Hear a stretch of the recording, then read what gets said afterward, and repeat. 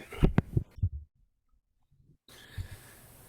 right, we have a few slides here just regarding the pre-K program that we're looking into at this point. There's a lot of slides, a lot of information. I'll just kind of give you an overview of it, and then as we get closer, we can provide more detail. But what we're looking at is a pre-K counts grant program. So it's a federal program that would be no cost to the families, and it's income-based, meaning it would be free for those families that qualify. As you can see on the screen there, it's 300% of the federal poverty level. All those families would be, one more person join us. Hi, Leslie. All those families would be eligible to apply. Wow, that's good. Yeah. All right, there we go. So their timeline doesn't really fit with school district's budget timeline, and this is where the conundrum is. The grant opens in March, and then if you slide down at the bottom there, the grant awards aren't announced till August. However, if you're going to have a program, you need to plan and budget. You need to do a needs assessment. We have to look into curriculum resources, which will take a couple months. There's staffing issues, training that goes along with that, and then with all of that, we have to recruit the students, which we don't have these students yet. They're not part of our school system, so we have to go out and recruit kids to come to the program. So you can see the kind of the problem we're in. At the last slide, we have 3 options that we could, proceed with if the board chooses to.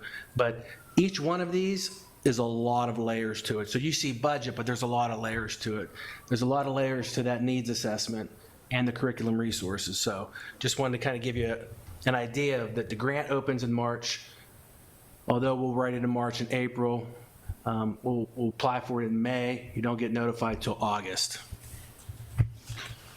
We've done a lot of planning. We've had a lot of planning sessions. We've had some internal meetings. We met with our preschool program manager to kick things off. I think with Mr. Mateo, Ms. Hoffner.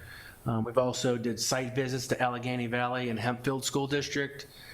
We met with the kindergarten teachers, and that was finished up this week. I've attended these Getting to Know PA Pre-Counts webinars. There's 6 total. I've attended all of those. They were an hour each. And there's an in-person meeting on February 22nd where I'll get more information on the actual application process. So there has been a lot of planning and information gathering going on. So we just want to give you a high-level view of what are some of the program requirements. So this is the poverty guidelines that would be used. So there's an annual poverty guideline and the monthly poverty guideline. This would be set up with our registrar so they'd have that information. There's proof of income and all those things that the parents would have to provide. But you can kind of get a sense of, if you look at the annual one, what and the family size, where that plays out. So that's what we would follow. Some of the programming requirements, and again, this is why we have to begin planning. There's a developmental progress assessment, social emotional screening. We don't have to provide the vision, hearing, and health screenings, but we have to make sure that they were available to the students. There's a self-assessment. The lead teacher will need training in these assessments and the actual needs assessment. And this is kind of part of the needs assessment as well, gathering information.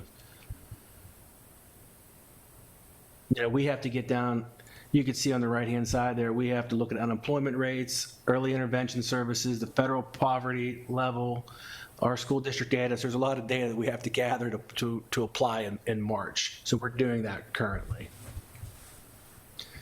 There are curriculum and standards too, even for pre-K, and these are the pre-K standards. You can see it's a 104-page document there on the right.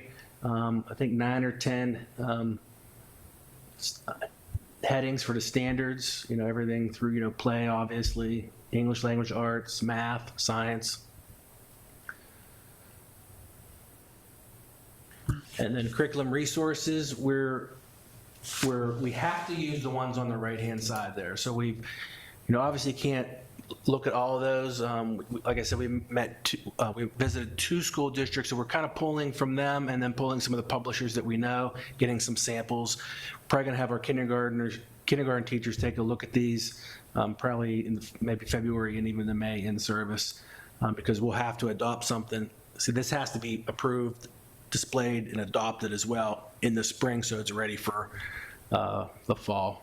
Now, our pre-K program that we have now, do they? No, none of this. Okay. Yeah. So how do they run theirs compared to what? It's more of a high school class than a pre-K. Okay. Yeah, yeah. And then some of the scheduling options. So you could do a half-day program. It has to be 2.5 hours for the 180 days, or a full-day program with a minimum of 5 hours for 180 days.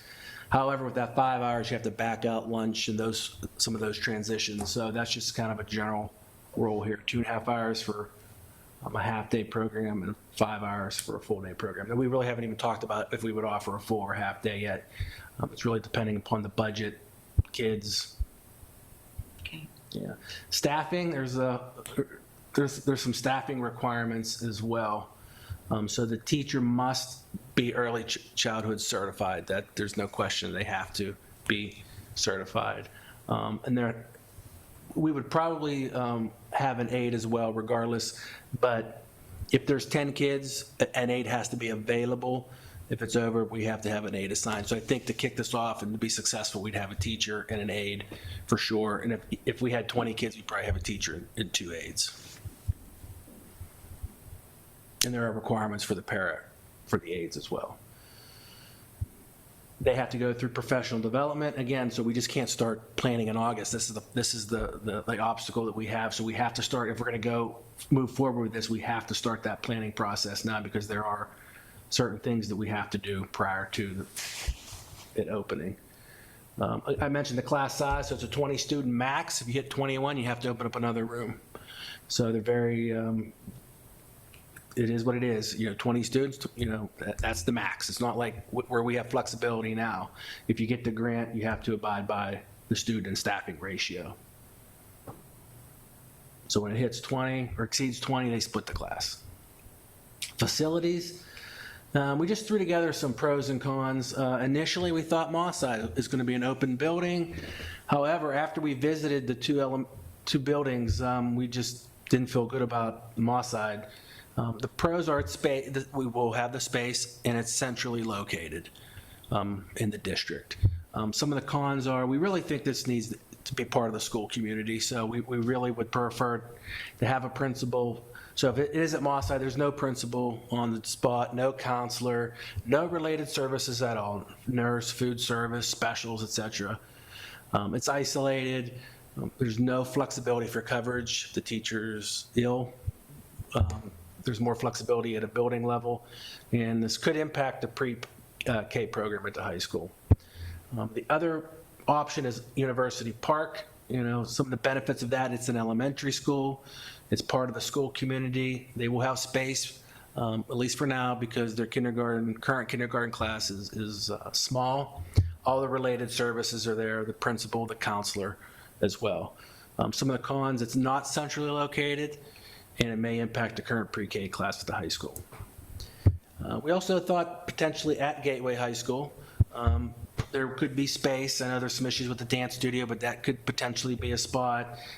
This is the scenario that would have less impact on the current pre-K class and is centrally located. Some of the cons, it's the logistics. We'd have to work around the high school schedule, high school activities and things of that nature. Really no principal or counselor will be assigned. However, there are principals in the building and counselors in the building, and CSE is very close to it. Those are some options there. Food service, we would have to provide snacks. If it's a full day, we would go breakfast and lunch, and we can include that into the grant detail. Now, I just need to tell you the budget. We don't know. We don't know we don't know what their budget is, and that's why they have to wait till August. That we really don't know how much we would get. So this is all kind of fluid. Our calculations you'll see on the next couple slides are just our best guess at this point, hopefully I'll get some more information at the February meeting. But recently, here's some awards. So the Aliquippa School District, I believe, got $400,000. Allegheny Valley, that's one of the schools we visited, $150,000, and Pittsburgh Public, $300,000. So you just don't know if there's any rhyme or reason. Pittsburgh Public's probably 10 times larger than Aliquippa, but it got less money. They have more, the number of students that they have in their programs. They could, yeah. That's okay. My guess is Aliquippa, maybe this is just, maybe Pittsburgh Public's only doing a piece of their district and not the whole district. And I just learned today really is how they kind of gauge this is you get $5,000 per half-day student and $10,000 per full-day student. Okay.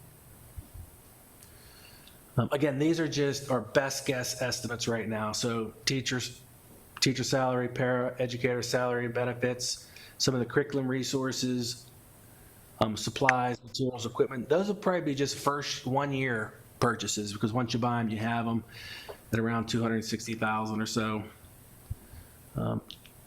We have another slide in here with the budget with the transportation. Now, the 2 schools we visited, they did not transport students. So there's options we have to consider.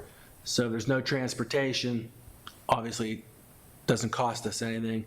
Maybe we could add additional staff. However, you got to worry about the transportation being an issue. Potentially we could offer one-way, if you did a full day program, you could do one-way transportation. Maybe it's in the morning and then at 2:30 it's parent pickup time. We could try something to that effect. Or you could just do the 2-way transportation. But that gets a little tricky in terms of their costs because it's considered a midday run, and so we just have to work out the numbers with STA. So hopefully I'll get some more information in February, but those are just some of the numbers right now. Again, I think Hempfield was thinking about adding transportation, but they haven't done that yet. So it's something we'd have to consider, and that would be with the transportation. Again, this is all estimated.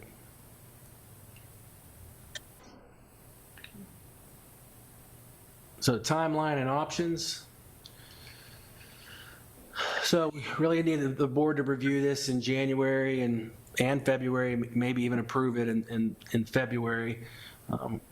Because back to that first or second slide, we have to do this needs assessment and have to begin the planning process. Again, I will be attending a meeting in February 22nd, and that's called a pre-application meeting, just to kind of more or less to go over the system that houses the grant application. So it opens in March, but we have to continue with the needs assessment. We really have to have everything done in order to apply. We have to have things ready to go in March and April so we can put it into the application. Last year's deadline was May 11th, so the application is not even due till May 11th. So you can see they need to take all summer to find out which schools have applied and who's qualified. July and August, they couldn't tell us, but they said probably August, that's when you get your grant award letter. And so, but in this whole process, you can see where if we just wait until August, we won't have kids because we've not recruited, we've not done enrollment. So we just kind of have to make a decision what we're going to do. Yeah. And so here are the options. We can, the pending plan, you could plan for the program and proceed as if we're going to get the grant. But if we don't get the grant, we don't do it. And some schools I think are doing that. You can go option 2 and just say it's a go whether we get the grant or not. We're going to do it. And then we would just continue with it. And option 3 would just postpone it altogether. Just hold off at this point. Okay. Yeah. And that's it. Anyone have any questions or Yeah, comments? can you hear me, Guy? Yes, I can hear you. So, I missed the beginning. So, I know you can't the likelihood of us getting the grant or not, but do you have even a uneducated might or might not get? You were breaking up there. I may have some more information after that February application meeting, I really can't say because this is open to private preschools as well. So there was a ton of private preschools, you know, that received the grants. So not only school districts can apply for this, but also preschools can apply for this. It's open to all preschools. All right, so I'll try this again. Can you hear me any more clear? Micah, can you turn it up a little bit, the volume? I can. It sounds like he's breaking up a little bit, Okay. but I will turn him up. I'm not breaking up, Maiko. You're Yes, breaking. you are, Jack. How about now? I can't do anything more. You're a little better. Go ahead. All right, so let's assume for a moment, I know the three options, but your sense of this right now, does Gateway benefit in either case from the program? Would we benefit? Is it what you're asking? Is would we benefit from if we went with this program? Yeah. Jack? Yeah, in meeting with our kindergarten teachers, there were a lot of common themes, and we met with all the buildings at separate times. So we absolutely believe there would be a benefit to those kids that we have here, and the transition from pre-K to K would be seamless, we believe, for those students. Although we're required to use their curriculum, they'll be used as pieces of our curriculum. Our teachers will be able to speak. Our pre-K teachers will be able to speak and transition with kindergarten teachers. The assessments we use will be the same. There's a lot of positives. The negatives is the unknown. We don't know, you know, we're going to know in August. Not guaranteed to grant. So there's some things we have to consider. Go ahead. So the one question is, option 2, do we have district funds? Well, that's what we'd have to put in the budget. We will be getting the budget process here probably in February or so. So that is something we would just add to the budget and plan for that. And if they get the grant, then that would go back into the district funds. Right. So, but again, I mean, if you put in the budget, means that we will have the money for it. If we put it in the budget and it passes the budget in June, we would move forward with it. Okay. But you almost have to recruit before June. Oh yeah, it's just like kindergarten. Right. Yeah, I mean, and people are more attuned to kindergarten. They don't know that we have a pre-K we'd have a pre-K program. We know that parents right now are planning for the fall. Correct. And they're looking for preschools. And so if we wait, we could potentially lose a few of the families. And we're aiming for 20 students? If we do a half day, we would try to go for 40 students. Got two groups of 20. Yes. Got it. Okay. So here's the question too, the ones that are on. Now, when you go to a private pre-K, families are going to pay. Right. Where here, it would be free. Yeah, I was thinking about that. So, I was thinking that in terms of selling our program, if we can't sell the idea that we're professional educators, oh, and by the way, your pre-K is free, then we might be the worst salespeople on the planet. because pre-K is expensive. And, you know, coming directly from an established school district, going into the school district, that would, I would say, sell a lot better. Oh yeah. Just a thought. Yeah. Yeah, so it's free only for low income. Not necessarily low income. It's 300% above the poverty level. Okay. Yeah. So but it looks like you said about 55K income. Yeah, depending on the family size. Yeah. So if anywhere from 3 in the family to I think they had up to 10. It shifts. It adjusts for the family size. But America don't have any more 10 in the family. Right. So you're looking probably at 2, 3, 4. Yeah, I think it's a no-win to begin with. You know, it's a win-win for everybody. And talking to our kindergarten teachers, they see how the incoming students are so far. I mean, Yeah, and yeah. There's, the academic, social, fine motor. and even with the pre-Ks, the private ones, parents normally drop them off and pick them up. Right. So, I don't think we would really include busing. I'm just. Especially if we don't know at this point we're getting any money. Yeah. Correct. Yep. yeah, I mean, again, you have to think that who is sending their kid to pre-K? People who have money. So it's not low-income people who are regularly sending their kids to pre-K. Right. So people who can afford pre-K right now may not be the income group. I think it's a good thing. And also, can it be that 3 times, the poverty line, can it be flexible, the payment, the fee which we charge, flexibility to that? That, if somebody is 400% above, he has to pay 50% or something like that? If you're asking if they have to pay, no, they would be free. Okay. And we have Yeah, to- no, but if somebody is making more money than No, your cutoff limit. they're very clear. However, I may learn more in February. Okay.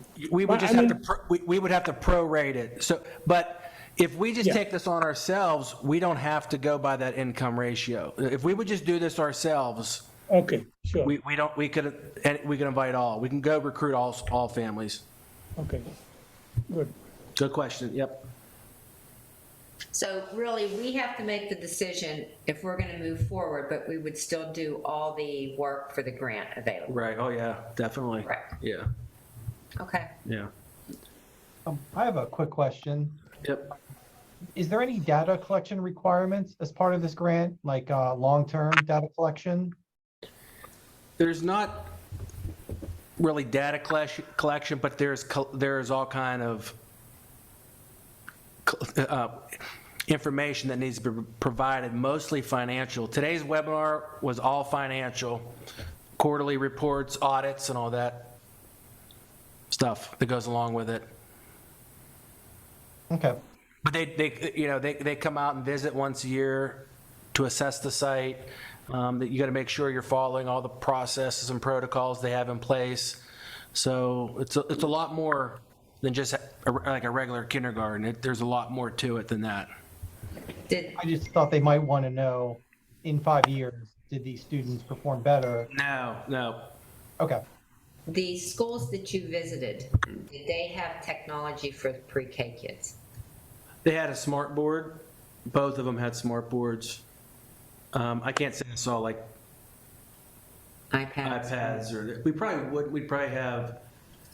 We'd have to talk about that. Okay. Yeah, in the needs assessment. Yeah, they'd probably be available, but not like a 1-to-1.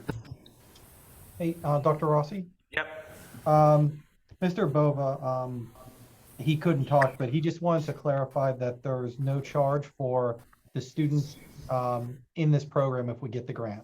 If we get the grant, there's no charge.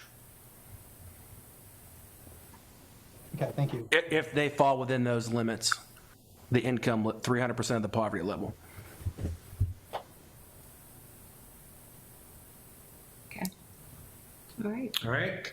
Are you going to talk about this at all at the meeting on Tuesday? I can, if you. I mean, because not all the board members Yeah. are available tonight. If we could give an overview of what's going on and what the plans are, so then the people know, and then it would be out there. Yeah, and then February we could Right. maybe put it on the agenda. I'll upload this slide deck to the board report. Okay. You can kind of review it, and then if you want on Tuesday, I can I just give a think, quick rundown. I just think that if it gets out there, that, you know, Right. that would be starting a selling point there.